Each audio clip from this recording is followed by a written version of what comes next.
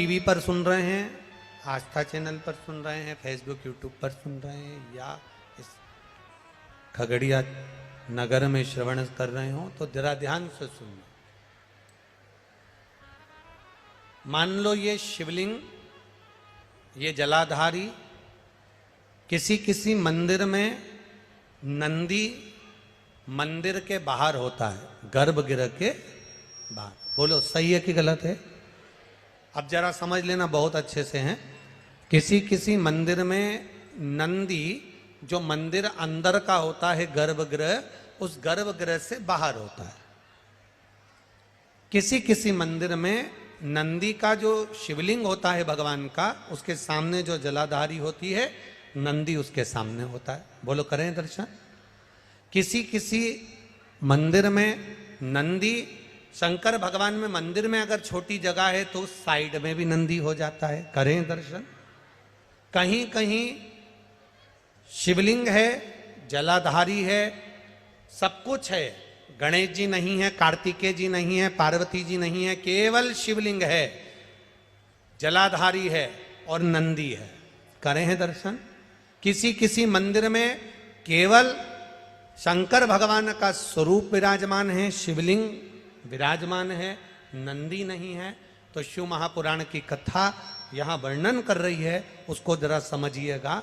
शिव पुराण कहती है, भगवान शंकर का चरित्र कहता है, शिव तत्व कहता है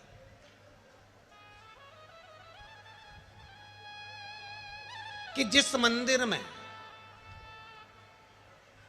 नंदी जहां विराजमान, जिस जगह पर विराजमान है, सामने बैठा हो, गर्भगृह के बाहर बैठा हो, या तिरछे में बैठा हो, या शिवलिंग जिस भाव से विराजमान है, आप अपनी जो आराधना कर रहे हो, आप अपनी जो भाव से पूजन कर रहे हो, आराधना कर रहे हो, सेवा कर रहे हो, उसमें तुम्हारे भीतर ये भेद नहीं आना चाहिए कि इस मंदिर में नंदी तो बाहर है ही नहीं, तो मैं पूजन कैसे करूं। इस मंदिर में तो नंदी सामने बैठा है, तो मैं पूजन कैसे करूं। इस मंदिर में नंदी तिरछा बैठा है, तो मैं इसकी पूजन कैसे करूं। इस मंदिर में तो पार्वती जी नहीं है, गणेश जी नहीं है, षडानंद कार्तिकेय जी नहीं है, तो मैं पूजन कैसे करूं। शिव महापुराण की कथा कहती है, ये भाव हमारे भीतर नहीं आना।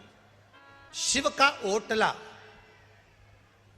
ओटले से मतलब है कि कहीं कहीं वृक्ष के नीचे भगवान शंकर बैठे रहते हैं, तो वहां मंदिर नहीं होता, केवल एक ओटला है, केवल ओटला, और उस पर शिवलिंग रखा हुआ है। केवल एक ओटले पर भगवान शंकर का शिवलिंग रखा है। या मंदिर है, गर्भगृह है, बड़ा चौक नहीं है।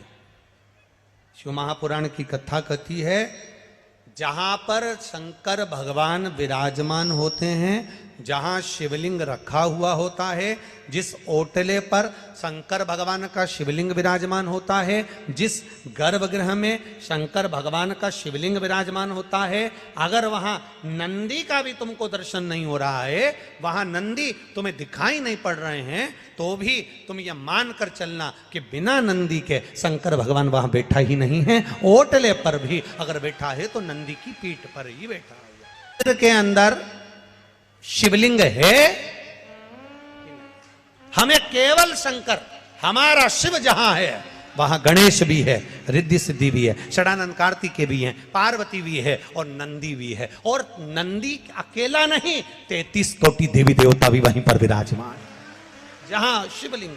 चैत्री नवरात्रि का 5वां दिन रहा है, और मान लो कि आपके घर में किसी बच्चे की, लड़के की या लड़की का या मंगल विवाह नहीं हो रहा हो, या शादी नहीं हो रही हो, या उस लड़के लड़की के लिए बहुत प्रयास कर लिया आपने और उसकी शादी हो ही नहीं रही, अथक प्रयास आपने कर लिया और उसका मंगल विवाह नहीं हो रहा, तो ये देवी भागवत में स्पष्ट कहा गया, देवी भागवत में वर्णन किया गया, देवी भागवत में वर्णित किया गया। और देवी भागवत में कहा गया कि आम का जो पत्ते होते हैं, आम का जो पत्ता होता है, आम का जो पल्लव होता है, उस आम के पत्ते पर हल्दी और सिंदूर, इन दोनों से स्वस्तिक का निर्माण किया जाए। देवी भागवत का संवाद है, बहुत ध्यान देना महाराज।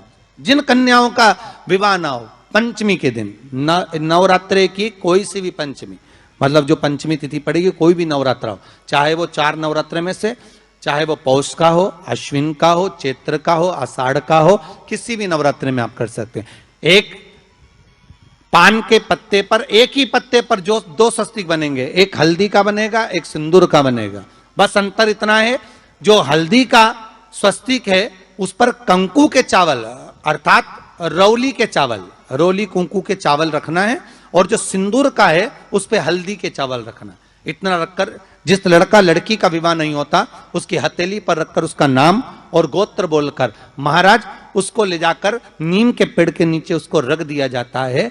मात्र 3.5 या 4 महीने ऐसे रहते हैं जिसके अंदर उस लड़का लड़की का विवाह पक्का हो जाता है। जिसका विवाह नहीं होता केवल उसी के लिए।